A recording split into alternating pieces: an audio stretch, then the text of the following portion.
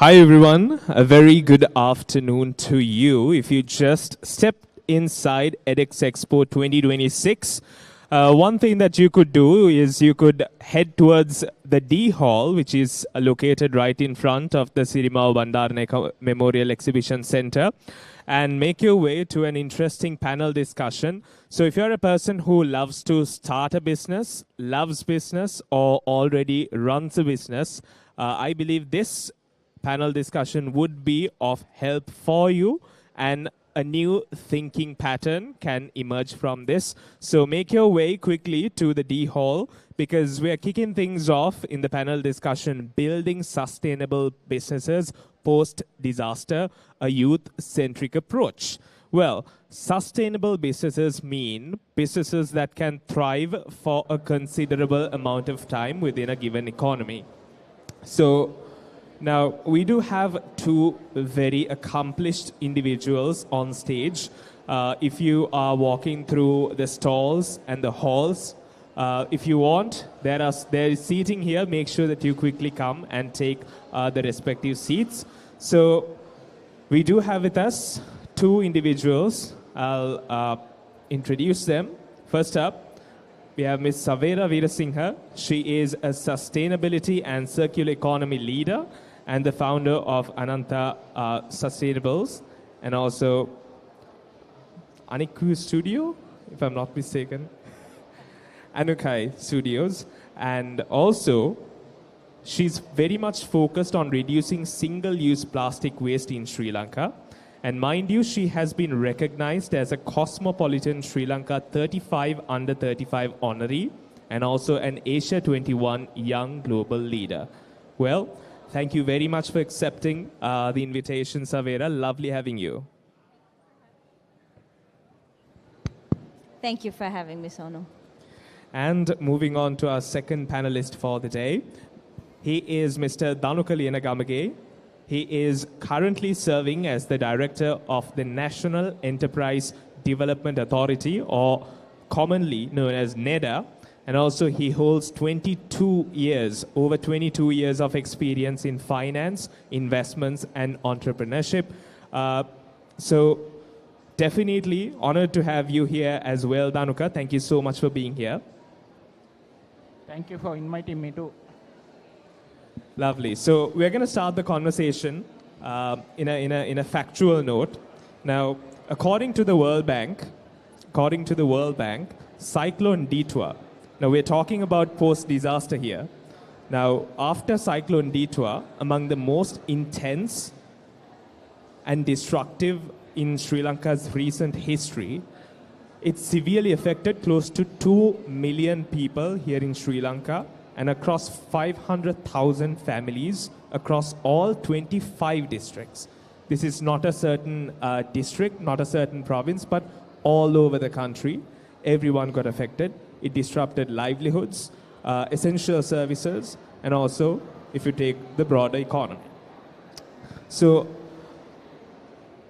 that is the premise for this discussion. How do we bounce back from that? So I'd direct my first question to you, Savera.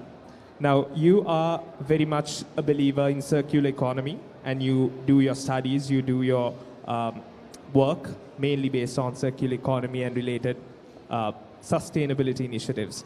So could you give us a brief into what circular economy is and what it relates to this situation right now? Yeah, sure. So a circular economy is, the current economy that we usually have, all of the products that we consume is in a linear economy, which means that we extract resources, we make it, and then once we're done with it, we waste it, and it ends up in a pile of waste, and Sri Lanka has a huge problem with that. A circular economy is, okay, how can we not actually create waste, how can we circulate those materials back into use so that there is nothing called waste, that those then become raw materials once again. So if you look at Cyclone Detour, for example, like even the immediate relief that happened, there were a lot of products that we gave that were single-use plastic. If you look at the families and what they lost, we did a lot of relief work, supplying kitchen supplies. All of that was just really essentially cheap materials that would break easily and get discarded easily. And that, I think, is the problem with materials that are not built to last, right? So how do we start making materials that are built to last?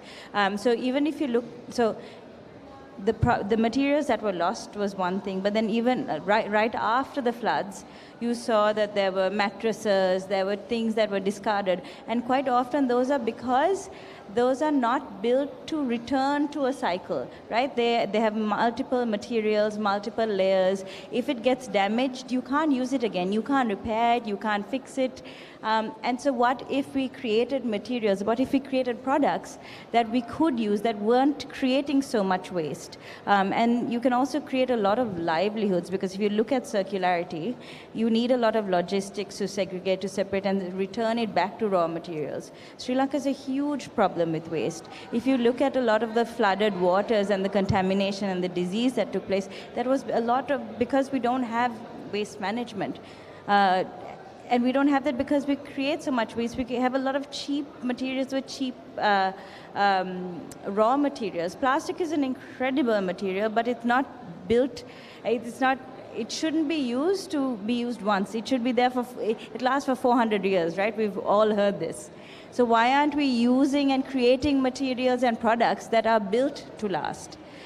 So with Ditwa, I think we saw that a lot of products that weren't built to last were the ones that were lost. They were the ones that, kitchens were lost, beds were lost, all these things that were meant to be consumed once and then not really thought about.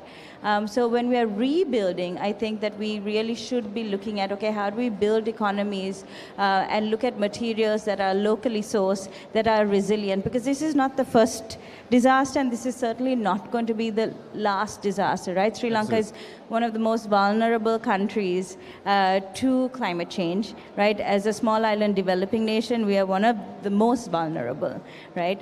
So this is not the last disaster that we will face, unfortunately. So what if we were to build more products that are more resilient? If we were to build our houses, construction, our furniture, all of that was more resilient with materials that are locally sourced, so it can actually withstand a lot more than heavy rains or floods. No, Savera, I want to interject there. You said we need to find relevant materials for the relevant products, which can be locally sourced and built to last and sustainable as well, right?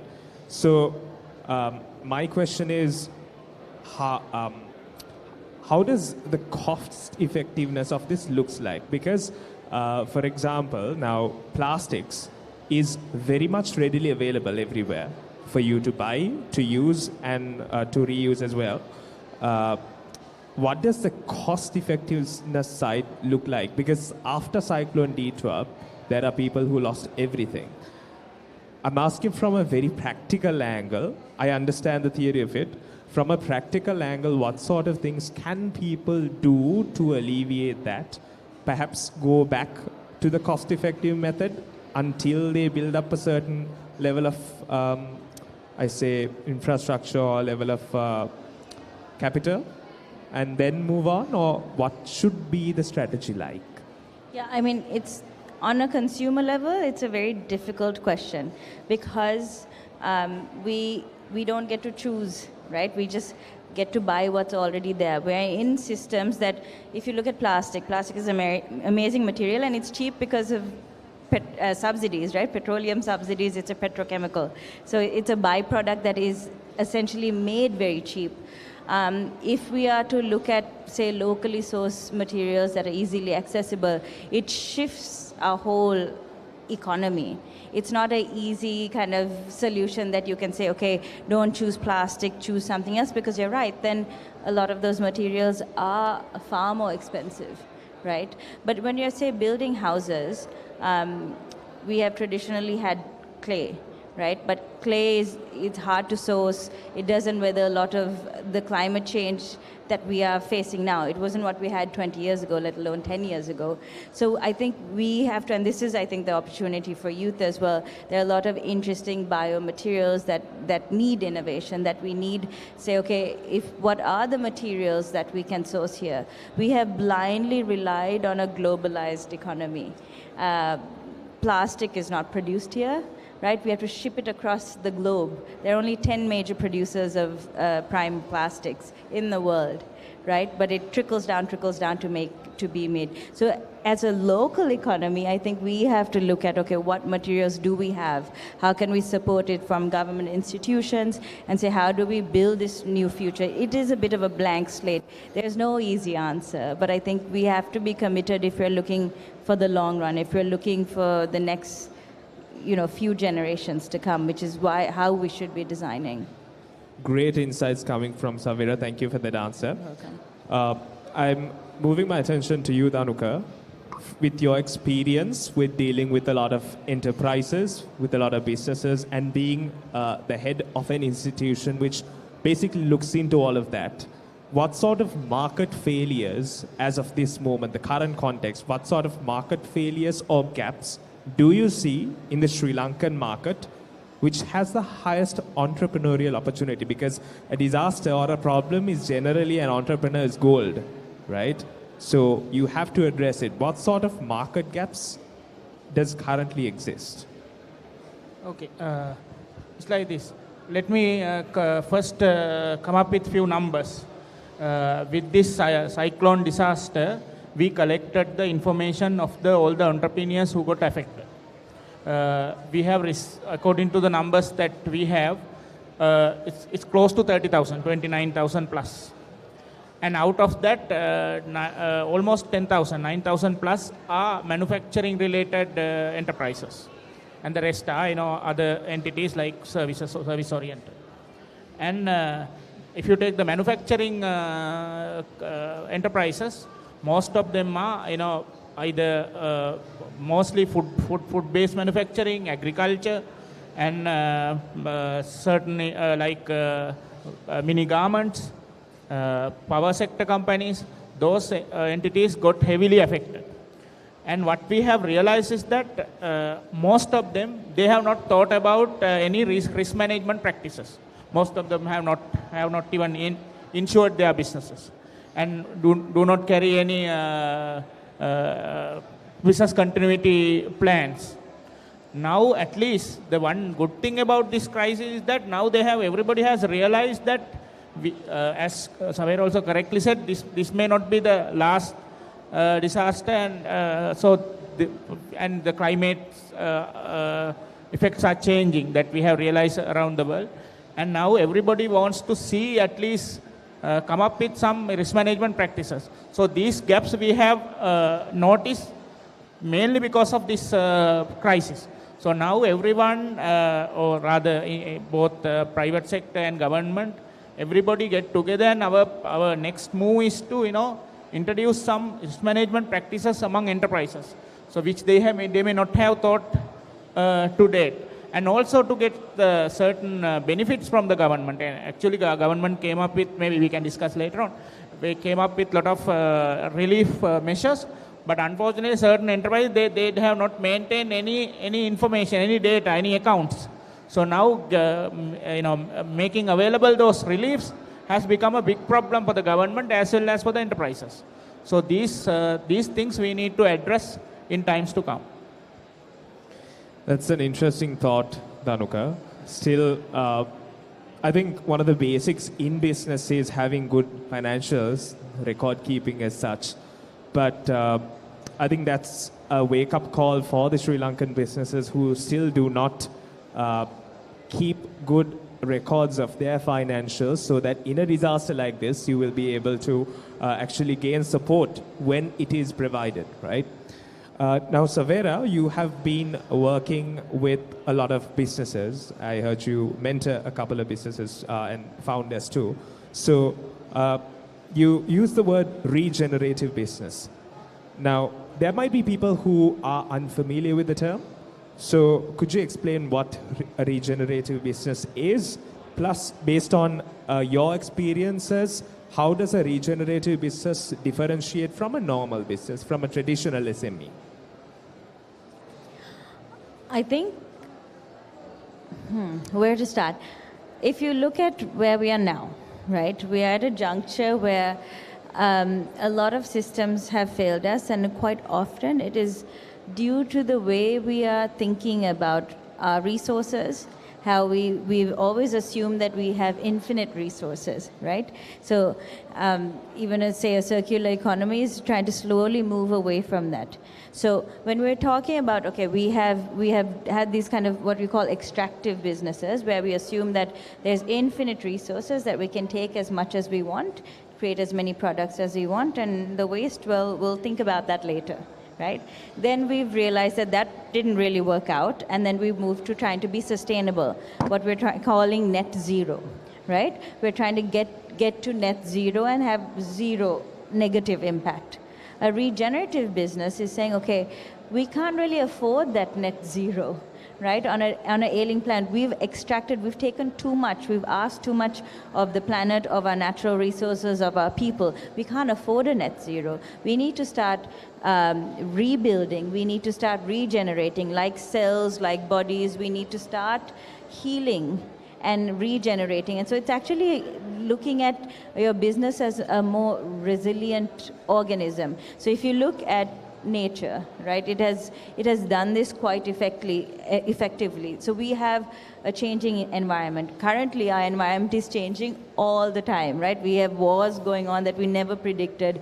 We have resource scarcity. We have migration. We have all of these issues right now, and all of the disasters. How do you start becoming more resilient as an organization? And where can we learn but from the R&D that nature already has and has done? How do you start thinking more like an organism that is efficient, it's resource efficient, it's adaptive, it's flexible, it's a living being that is able to adapt. But our institutions, the way we build our businesses, is that we don't really think about, okay, how can it adapt, how can it change? We just think, okay, this is how we're going to do something, and that's how you do it for as long as possible. Many entrepreneurs still follow that same model, right? It's like it's building an institution. You build a brand, as I was saying. I mentor a lot of businesses lately for a program with GIZ, and it's all on circular businesses. Now, everyone wants to build a brand. Everyone wants to get out there, have their name everywhere, be in a supermarket, right? And they want their brand to exist for the next, God knows however long. But that's how we've got into this place. We have got here in the first place. So how do we build something different? And if you look at youth, for example, the way we build movements, I like to say we because I'm still trying to creep into the youth movement, but no. Before we built institutions that were trying to last forever. Here, when we are trying to create change, there are movements that are built where we check in, make the change that we want, and we check out. Nature does that too really well. It's effective in doing something, and we have these natural processes, right? Like we don't, in nature, nothing really dies. It's a continuous process. Even if a tree dies, it goes back into nature and is a part of another process. Why can't our businesses kind of be like that too? Where we're not just trying to build something to last just against the odds, despite how much the environment is changing, how much the people are changing, despite everything changing around us. It's like you're trying to be a big ship in a port where the water has changed, the water levels have changed, the climate has changed, and you can no longer float.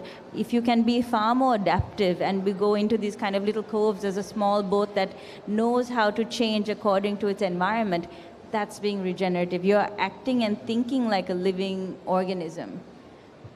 Such an interesting concept, Savera, because you see a lot of corporates, I mean, definitely not going to name names, but you see a lot of corporates trying to get that pin, okay, net zero emissions, net zero carbon, or sustainability initiatives. But are we really doing enough is a question, right? Regenerative business thinks of that in a whole different way. And net zero is like, achieving net zero is like basically washing your hand after saying, okay, we got the tag, and then be done with it. They don't think about that after. So that's actually a great concept. I feel like for Sri Lanka, it's still relatively new, if I'm not mistaken, but something interesting that Sri Lankan businesses can take into consideration.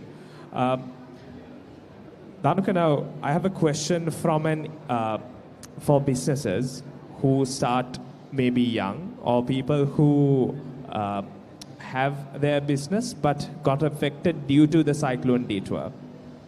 Now, a lot of businesses need capital to run, obviously. From an investor standpoint, now you work with a lot of perhaps investors to businesses and every stakeholder in the scene. From an investor's perspective, how should startups position themselves? Because sometimes, say it's a foreign investor. If it's a local investor, yes, they might know the situation. But if it's a foreign investor, they might likely think that the startup is not going to perform the way that they performed earlier. And there is a risk for their investment. So how should they position themselves? Okay, what we believe is that every crisis creates an opportunity. Then we have to identify who is the best to grab that opportunity. If you take young or the youth, I believe they are the best to capitalize in such a scenario. Why? Because one thing is they are young, they don't follow the norms, and they have time, and also the naivety. So especially, and also they are tech savvy. So if I am an investor, as you correctly said, coming from not familiar with Sri Lankan context, what I would like to see is whether these startups, whether they follow how to what extent they are using the technology. For example, let's say agriculture.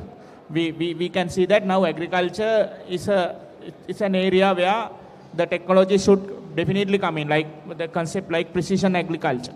So, and area where youth can exploit, because the youth have been away from agriculture for longer time, because we were following all traditional agricultural practices. Now with the crisis, we have realized that such agricultural practices might not work in the long run. So things like IoT, and then the digital tools, that is exactly where youth can apply and get into the business. In such a scenario, even investors would like to invest if they see, because Sri Lanka is mainly agriculture economy, and where we can find labor as well. So if we follow technology and risk management practices, the investors, I think the youth-centric startups might be able to attract such foreign investments. I feel like, Dhanuka, it's the way you look at it, right? At the end of the day, it's the way you look at it. It's how you approach the problem. If you see the crisis as a crisis, there's no coming back from it. So even for an investor, even for a business owner, they should look at it as an opportunity, and then you can perhaps reach out to the investor, explain the situation, explain the opportunity, and get the investment. So that's a great insight. Thank you very much, Dhanuka, for that. Now, disasters in general, what they do is they generally expose system fragility, which means the problematic situations which were not highlighted before, which were underlying, they come up, and then after the disaster, they generally tend to show up. It can be, now in our case, in Sri Lankan case, it was supply chains, right? Supply chains, housing, food, waste, and also healthcare were big issues. We had several volunteer organizations and several institutions working to alleviate that. But if we take the regenerative concepts of ERA, how can we redesign these systems rather than just patching them? That's a great question. So, I mean, if you look at supply chains, right? For example, you said supply chains. Regeneration, I mean, it's still a nascent concept quite in many places, and some people are doing it really well, but it's a bunch of principles that you can look at nature, at living organisms, and say, oh, they're doing this really well, how can we learn from this, right? So it's all a part of the strategy. So for supply chains, right now we have supply chains that are completely global. They're not place-based or local, right? So something happens in the north means somewhere in the south you are affected. Or say, for example, if there's a problem in China or restrictions in China on American tariffs, we still don't have the basic essential products, right? That's our reliance on these kind of really far spread supply chains. Now, if you were to look at something that's regenerative, you would say, okay, what does the local, where are we? How can we have our supply chain as local as possible to make it so that we are not, yet we're dependent on supply chain, but imagine if you're dependent on supply chain that is is affected or influenced by issues that are not pertaining to you or not faced in this locale. Right? It's one thing to be able to adapt to what's happening here, but it's another thing to be able to adapt to something here and there and somewhere else. Right? So supply chains that are locally sourced, that are kind of more resilient, that you can adapt. So having frameworks for your supply chain that say, okay, what are the other materials that I can use?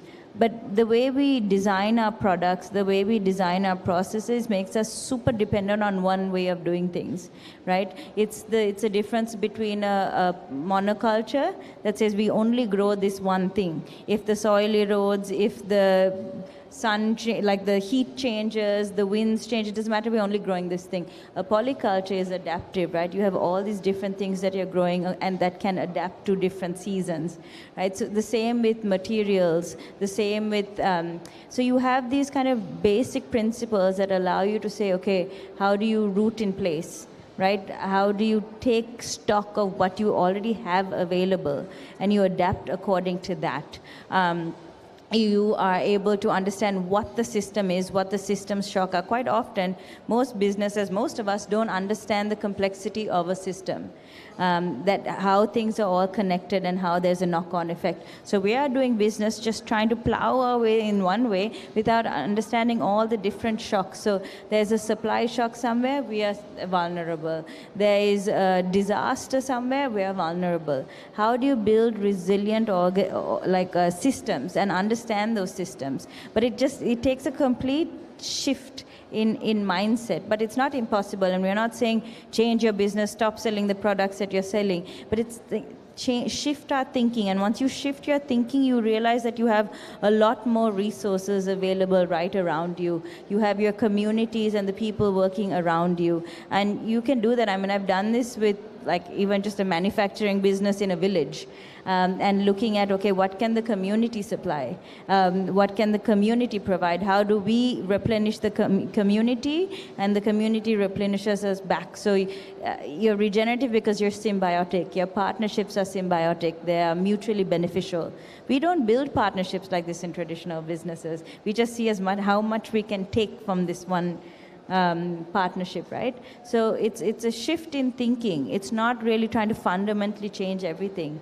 It's just a shift in thinking that looks at your supply chains and say, okay, what do we have at hand? What resources can we be actually efficient with? And efficiency is not just reducing cost. Now, such an interesting take on that, Savera. Now, you said it's not impossible to do, but it's very hard to do in Sri Lanka because, like you said, the mindset is everything. So regenerative is a concept which exists in other parts of the world, and it's a tried and tested method, and that's what you're advocating as well. So could you give us some global examples where the policy frameworks to the regulatory bodies or the governments give support to this concept, and how we can modify and adjust that to Sri Lanka? Yeah, I don't know if there are governments that are taking this on board, but I can give you some examples of, for example, so for tea and packaging, we all know that, say, single-use plastic is a problem, right? So there's a Numi Teas, for example, that they were trying to figure out what a compostable tea bag would be, right? your normal way of doing business is you try to do it as fast as possible so none of your competitors are able to do it, right? So it's a winner takes all kind of mentality. A regenerative business goes to all of your competitors and say, hey, if we do this together, we can split the cost of this, right? Because it becomes really affordable for all of us. And we set a new standard. If we all pool our demand, it makes this actually affordable and possible and achievable, right? So it's not saying don't sell tea, it's not saying don't sell compostable packaging, but it's a collaborative mindset that we wouldn't, like business doesn't promote at all. What we're always trying to do is find the best product and faster and better than all of our competitors and not work together. But if you say, okay, this is the commons, we share the commons, and we can, if we all pool our resources, we can actually get better. And that there's a piece of the pie multiplies actually. You don't just try to take as much as you can. So it's just shifting the business. So for Numi Teas, over a 10-year period, they were able to then bring all of their competitors together and crack the code on compostable packaging. We're still trying to figure out what good packaging looks like. But what if we were able to logistics, for example, right? We are all trying to minimize the price of like logistics for our own product. If you shared a logistics over a few businesses, and we did this, I mean, during COVID, a bunch of social enterprises talked together and at least conceptually said, if we have the same values, but we're in different industries, can we pool our resources? Can we share our logistics? And it worked. To some extent, it actually makes you start thinking, oh my gosh, we actually have a lot more at hand, right? And we can pool our resources, but you have to just start thinking differently.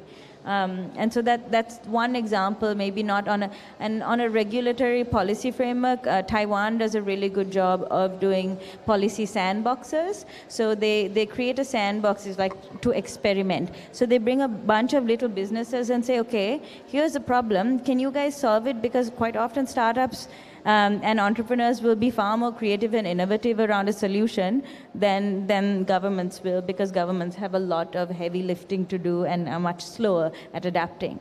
So you bring in a policy and say, here's the policy problem.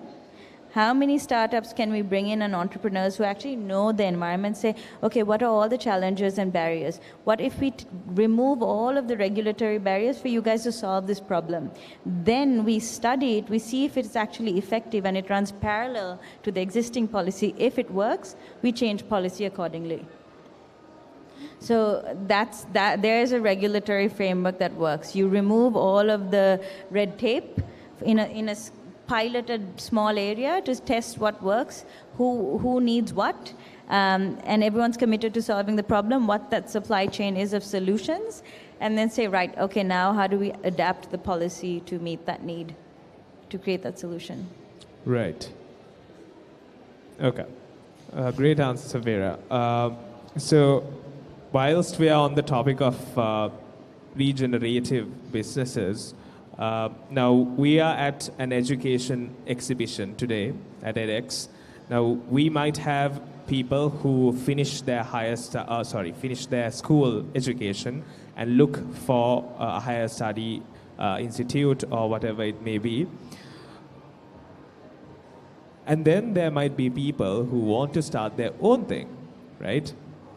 So what sort of pathways, funding, it can be grants, it can be concessional finances like loans and such, are realistically applicable today. So right after the disaster, did stakeholders like, say, banks to government institutions, did they act swiftly? What sort of available support mechanisms are there for businesses who are starting?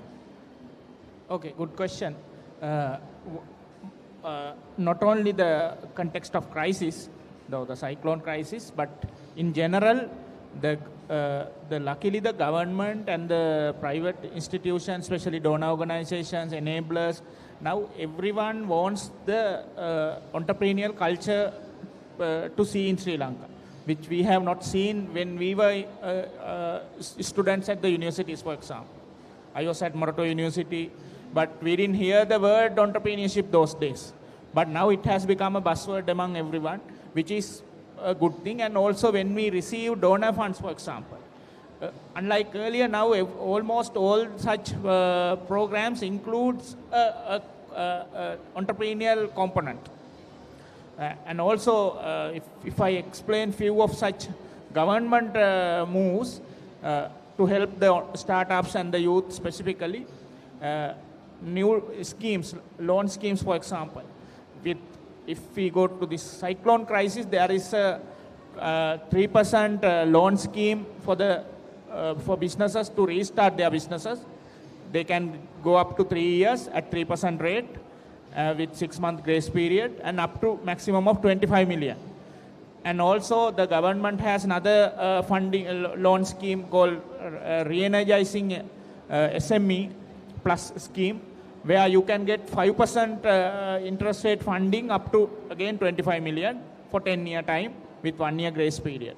And also Asian Development Bank has another loan component on SME and startups.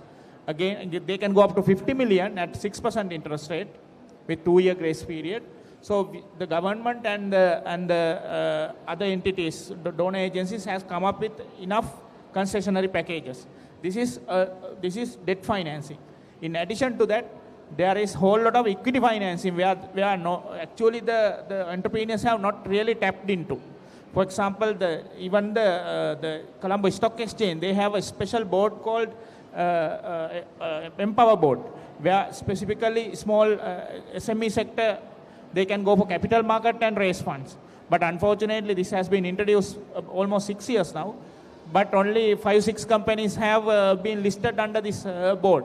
So these are and also venture capital funds. Even the government would come up with a venture capital fund during this year, in addition to the private sector venture capital funds. So that is again where the enterprises can raise equity capital as opposed to traditional bank borrowing. But unfortunately, the enterprises have not really capitalized this opportunity. But that's what we also can see. One thing is they don't, as I explained earlier, they don't maintain proper books of account. If you don't maintain proper books of account, how can an investor invest? Or even a bank, how can a bank fund? So then naturally the bank will ask for a land or building or physical asset as a collateral. For that also government has come up with National Credit Guarantee Institution, where you can go up to 2/3 of your loan amount as a guarantee from the National Credit Guarantee Institution. Again, up to 25 million. So there are enough opportunities available for startups, and especially youth can tap into this market because they are, as I said, they are tech savvy. So these involves, especially technology companies, the banks and these schemes would love to grant such loans. But we can see even the total amounts have not been fully exhausted because the enterprises have not really looked into or tap into such opportunities. Well, great answer. Yes. Now, when we talk about banks, that's banks and the traditional sources of money, there comes a controversial point, but we don't have to get into that, where there are much more easy ways. Like you said, there can be angel investments, there can be venture capitalists, and there are different ways, there are grants. So there are different ways that you can get money, but sometimes, yes, the record keeping should be there, but sometimes the swiftness of it, sometimes perhaps they don't have all the information, but they want to act quickly. That level of adjustment is not there in traditional sources. If you want to, say, take a loan or an investment with your equity gone, I believe there is some controversial aspect to it, but we don't have to get into that. Overall, now traditional businesses, what they run for is for profit and for efficiency. What they normally look at, increase their efficiency and reduce cost and improve profit. Those are the three aspects, right? When it comes to regenerative models, yes, they look at the long-term vision, but does that translate into proper financial stability, or how do they earn money in the long run? Yeah, I mean, you're not trying to change the business, you're trying to change the way you're thinking, right? So, I mean, you would still need investment. I mean, we're in a world where you do need money. But it's one part is looking at what actually you have at hand, right? What actual, say, resources you have at hand, and maybe changing your definition of what efficiency is. Most businesses will look to externalize a lot more than they should. And if you were to internalize it and say, okay, where are the people in this business, where are the communities, where is this business placed, you actually realize that you have a lot more resources at hand for your business. And in terms of going for investment, I mean, you still would go for investment, except that because you are looking at a longer time frame beyond 5 years, you are looking at more patient capital. But the return on that patient capital is much greater.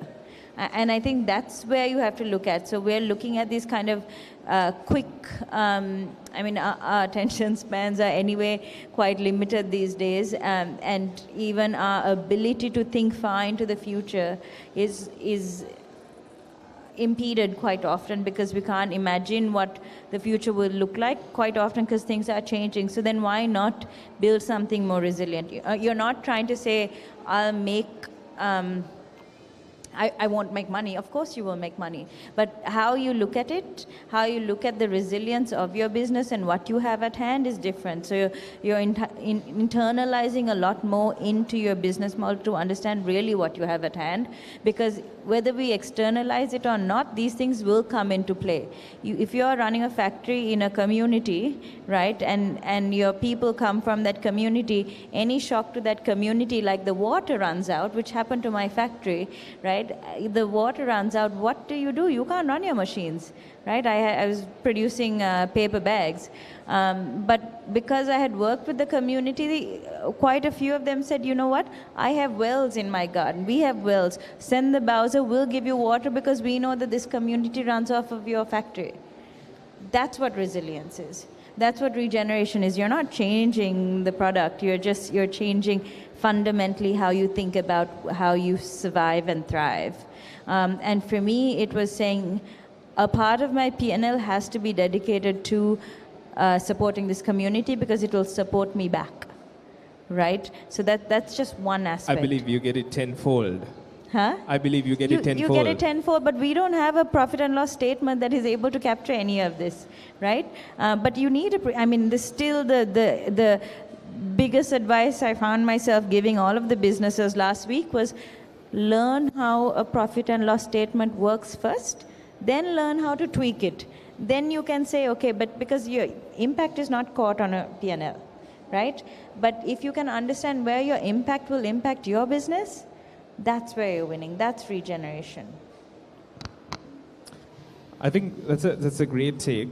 Now, since we are on the topic of youth-centric approach, some people argue that Gen Zs and the Gen Alphas who are coming in the future have controversial opinions, plus they don't respect authority as such. So we have a generational gap, right? So how is, institutions like NEDA equipped for that? Plus, how do we tackle the youth? Both of you can answer that question.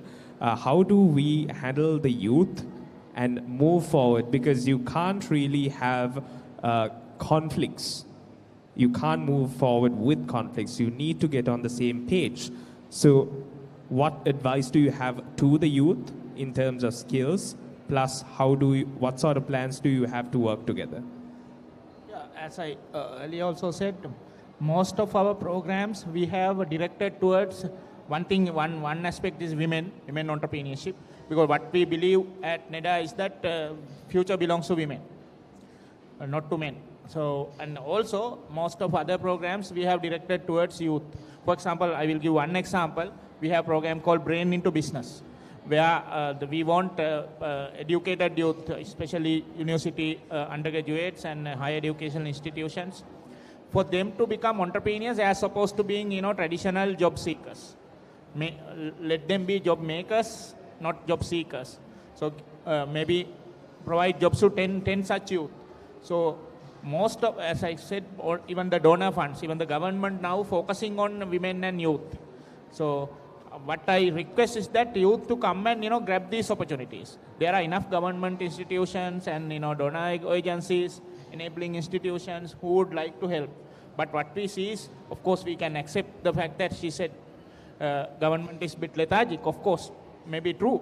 But still, what we see is... Not lethargic. I didn't say lethargic, true, but still, the amount, the enterprise, especially youth-centric enterprises, they don't really come to us and get what they can get it, because not only us, there are enough organizations that would like to help them, and this was evident during this crisis, because when as government, when we were when we came up with the relief measures, most of them couldn't get that relief because they were not working with any of these institutions. They have not been registered. They have not registered their businesses. So now only they may have realized that the mistake they have done. At least from going forward, if they approach these institutions and obtain these benefits, I think we can get that leapfrog growth in the economy. Do you have anything to add, Savera? Oh, no.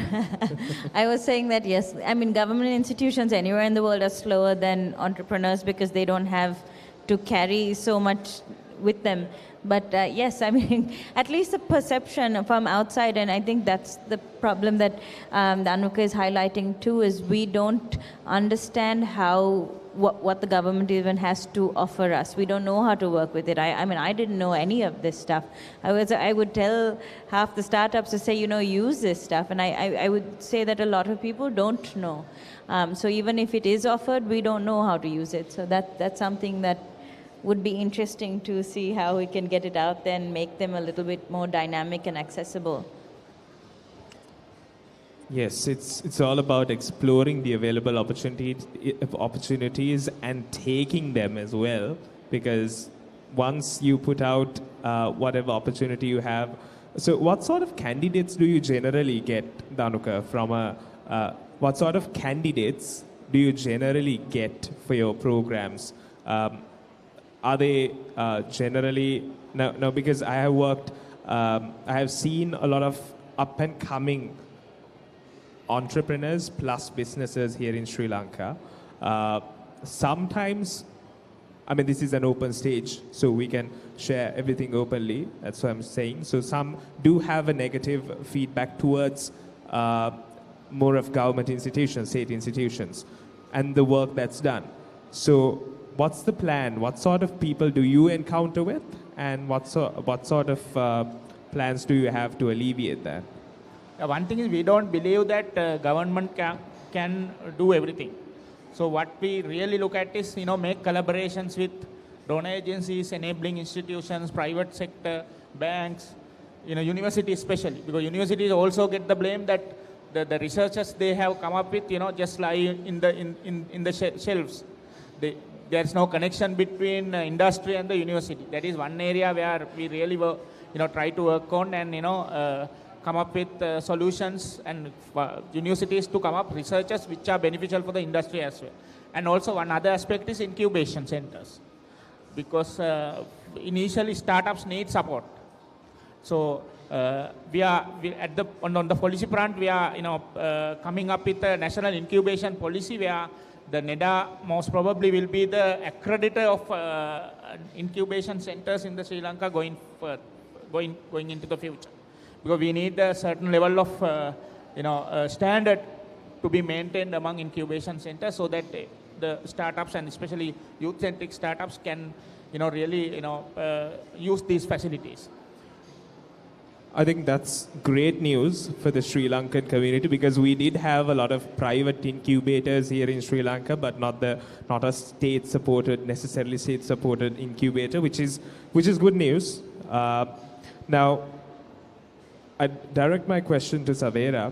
Now, Savera, you advise to a lot of people in terms of their businesses and how they can alleviate certain obstacles. If you were advising a 22-year-old or a young person in general, a Sri Lankan founder today, what sort of sectors would you tell them to approach, go and see this has potential, which has the concept of regeneration plus the commercial viability? Yeah,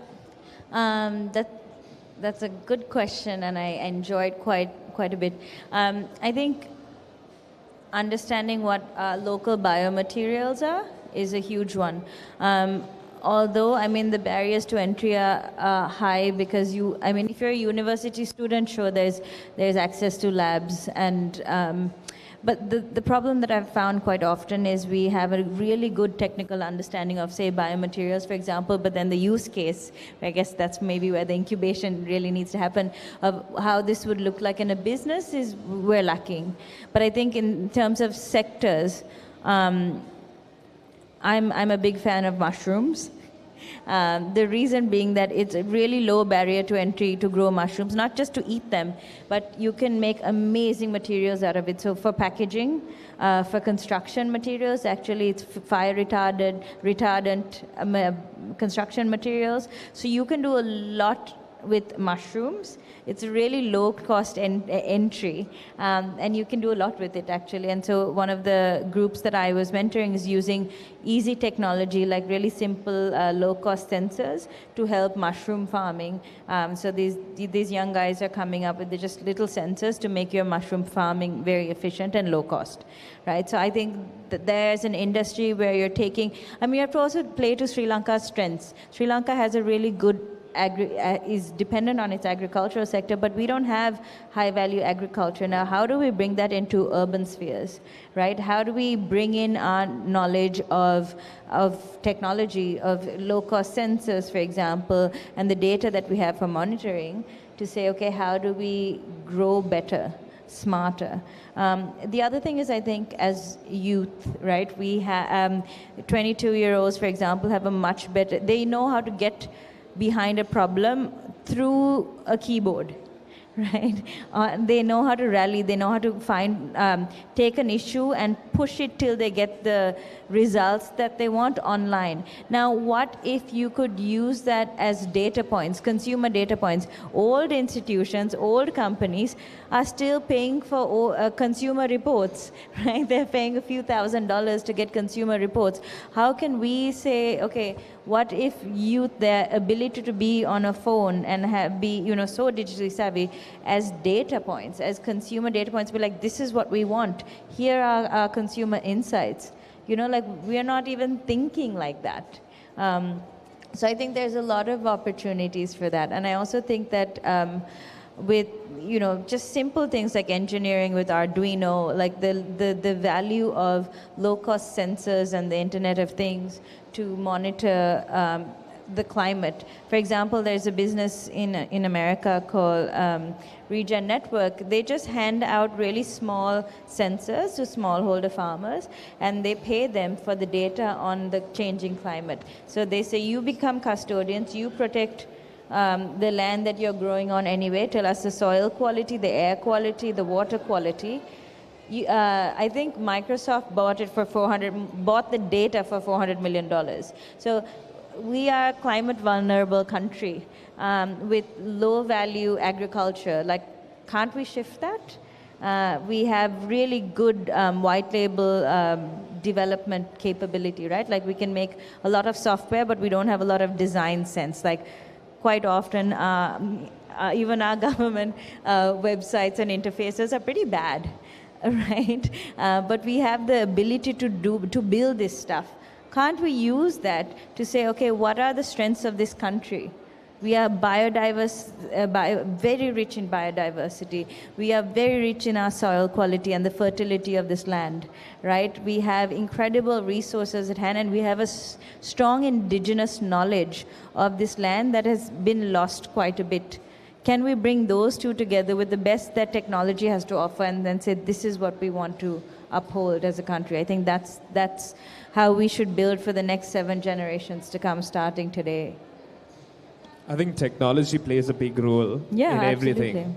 Like you said, starting from mushrooms to a lot of businesses can benefit, and I feel like it's more of a not a must do, but a should do at this point, because we are already facing disaster after disaster. We came across COVID, then the economic crisis, then came detour. So, like you said, it's not going to stop unless we are resilient.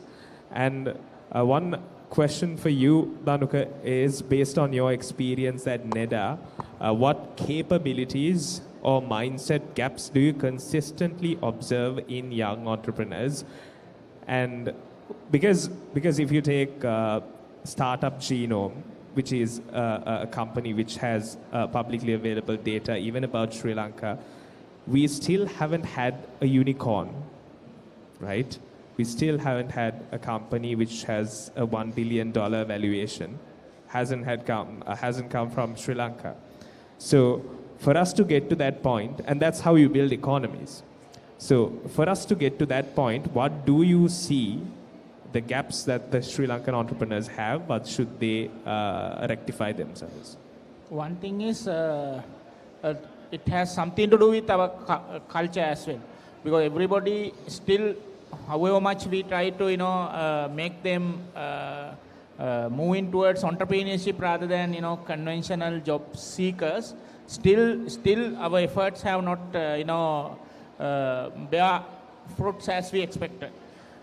Maybe from their family background, everyone wants your children to become engineers, doctors, etc. But still, you should understand that even for engineers to provide jobs, there must be entrepreneurs.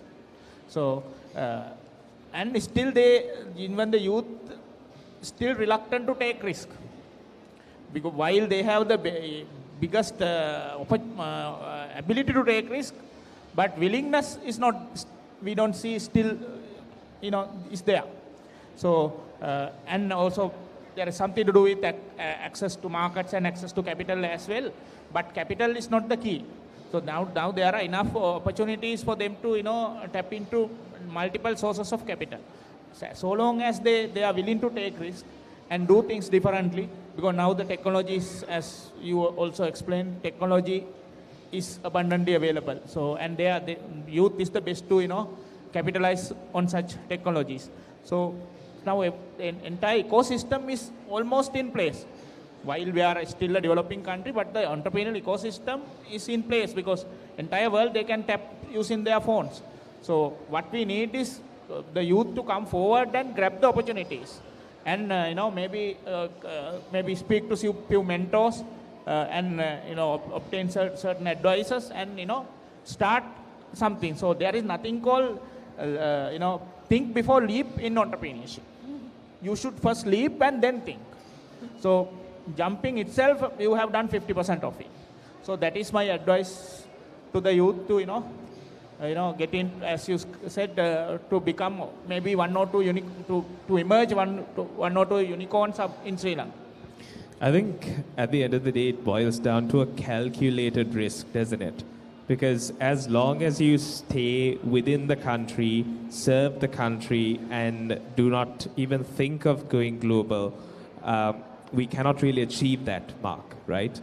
We can talk a long time about foreign markets and how to approach that, but still, the end result is you need to build sustainable businesses, and to do that, you have to have the correct mindset. You have to be able to take risks. And especially after a disaster like this, it's important for you to, like you said, get mentoring, because sometimes people make wrong decisions. Learning, mentoring, and networking. There we go. Learning, networking, something quite important that we missed. But at the end of the day, it's quite important for entrepreneurs, for business holders, to think about that and the regenerative concept that we thought about. So one last question for both of you. What is the ideal time to start a business? What is the ideal time to start? It's today. There's nothing ideal about being an entrepreneur. There's no idealism involved. It's hard, it's messy, it's difficult, so you might as well get on it. And every failure is an experience. Yeah. So you don't need to be afraid of failures. We have not seen anyone who have not failed and become successful entrepreneurs. So failures are the order of the day, and learn from the failures, make create networks, and that's the mantra of success. Absolutely. There are no mistakes to be made, only lessons to be learned, right? So you just need to keep going. I think even networking today, we're at a job fair, career fair. People still, if you're watching this, if you still want to come to the BMICH and talk to these individuals, still they are open to provide you with the insights and advice in terms of how to build your business sustainably rather than just patching up a certain wound. So I guess this has been a fascinating conversation for me, and I believe it's likewise for you as well. Thank you so very much, Savera and Dhanuka, for joining with us this afternoon. Thank you so much for having us. And I believe this has been an insightful discussion. We can move on to a Q&A section if we do have any cues to be aired.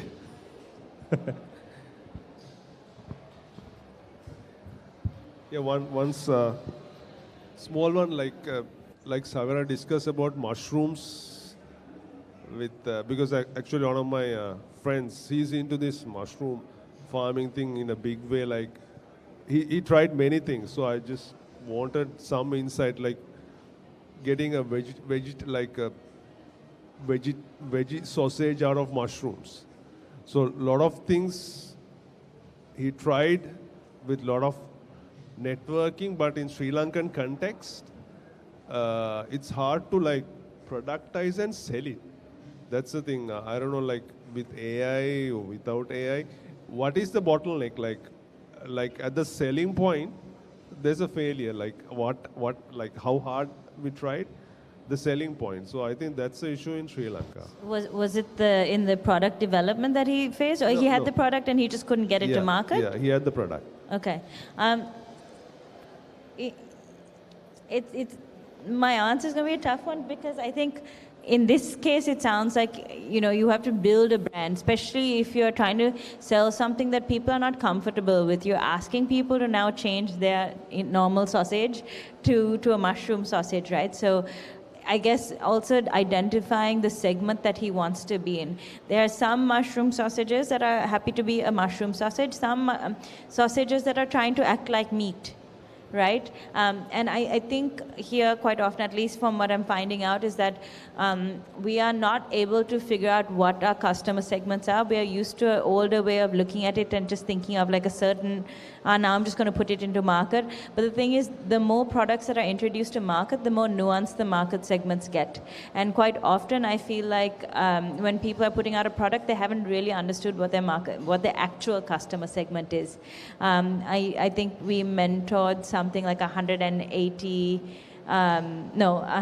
times 3 or 4 all over the country with the design thinking workshops, trying to understand. And most people don't understand what their customer segment is. And a mushroom sausage market customer segment is very, very, very specific, right? And understanding that, and we have a smaller market, so we have to understand the nuances of these customer segments and what these markets are, instead of just trying to put it on a shelf and hope that people will buy it. So I think we have to understand really how to brand a retail product in Sri Lanka, and quite often entrepreneurs don't understand that. And it's a changing market. I think suddenly we have been flooded with a lot of imported goods suddenly again. A lot of local brands are now actually making highly competitive international products. So this market has changed quite a bit, and I don't think we have taken stock of that change. And understanding what the customer segment is probably where the bottleneck is quite often. I don't know your friend's product, but that's what I would say it is. It's just little thing. It's not, like you said, the problem with Sri Lanka, I think, it's the branding itself. It's so much centralized. So that's the thing, right? If we don't have a known brand name, it's hard to break through, right? We have monopolies on the shelf and we have monopolies in the mind. People still want the John Keels, or some people want the Haleys, or people want like 5 brands, household names, that unless it's associated with that, even your parents won't congratulate a lot of them if they don't have a job associated with those with those brands. So we have to shift that. And I think it's slowly shifting. I think there's a lot of new brands that are coming in now. So I think that landscape will change in the next 5 years.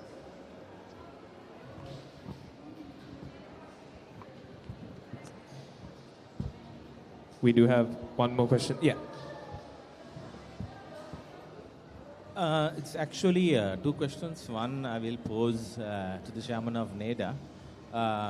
One of the main problems that our youth are actually facing in Sri Lanka is they are very ingenious in what they do. They always make something quite innovative, and I think that can actually be have an impact in the international market.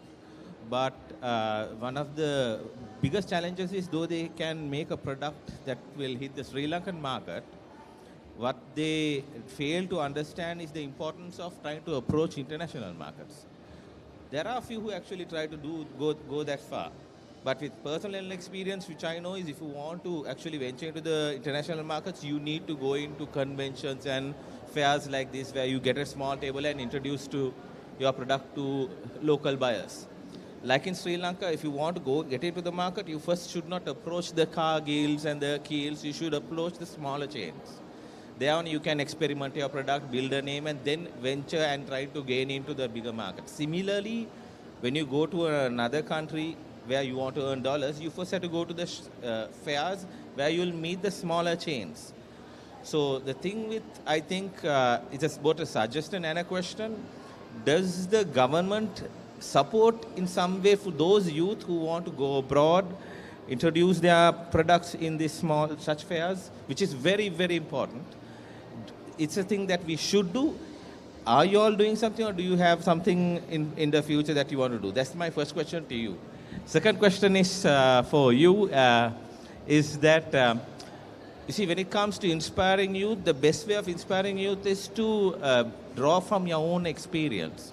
And every entrepreneur comes to a point in their journey where it's the point where they make second thoughts thinking that, is this going to work? Is this not going to work?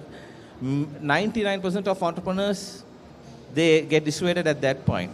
Can you tell me what was your point? Did you have a point like that where you thought, okay, is this going to work? Is this not going to work? Because I'm sure you had a point like that in your journey. That is a very important story that you should, I think, you share, because 99% of entrepreneurs go through that. If you can break through that barrier, I think you can break through any other barrier in your journey. So can you share the story? Okay, your question directed towards me. Yes, I totally agree with you. You are spot on. A new startup may not be an easy journey to export with your small scale production, and also you don't have a popular brand behind you. You may not have enough capital at the initially, and you may not get enough support maybe. But things are actually changing. So of course we do have programs to support exporters. Maybe you can start with the minimum viable product first, and export through an intermediary, right? Because at the very first time you may not be able to directly export. So as you correctly said, international trade fairs is one such opportunity where you can directly sell and make contacts,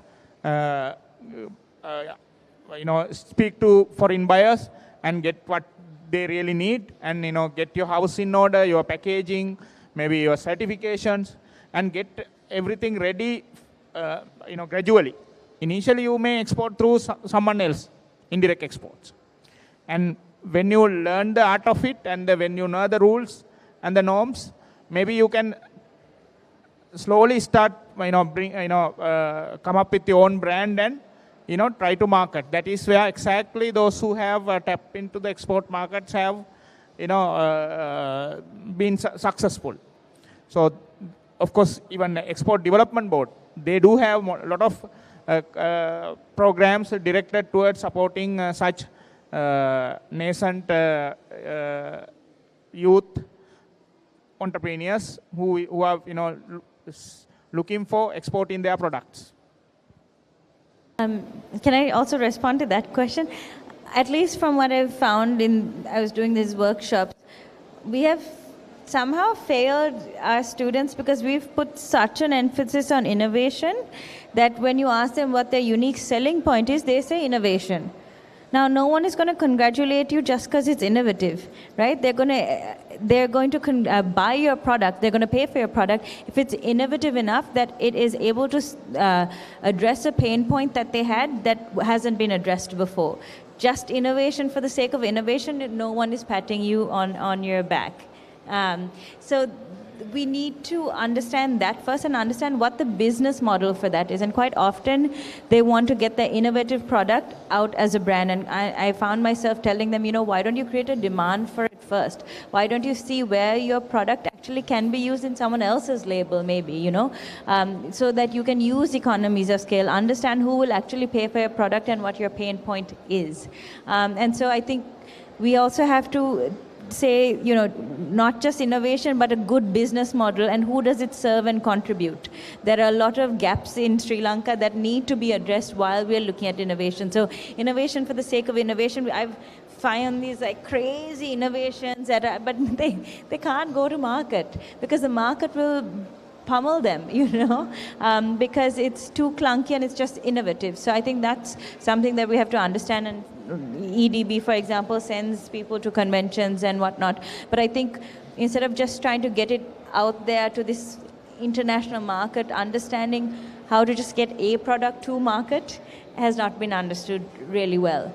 And what about places like India? We are so used to trying to be this unique thing that can only go to a European market, but the scale that India has, for example, or the places in the region, we don't even consider, we don't value it, and how do we get into those markets? I think that's what we need to really understand, because they can do it at the same price that we can. So unless we can compete on that level, we can't really compete and move into the region and into the globe. That's one thing. And to your question, I think it's a hard one that I also, at some points, I decided to dilute my company and compost my company in a regenerative manner, and decided that we were no longer going to do it. But I was not interested in building a legacy.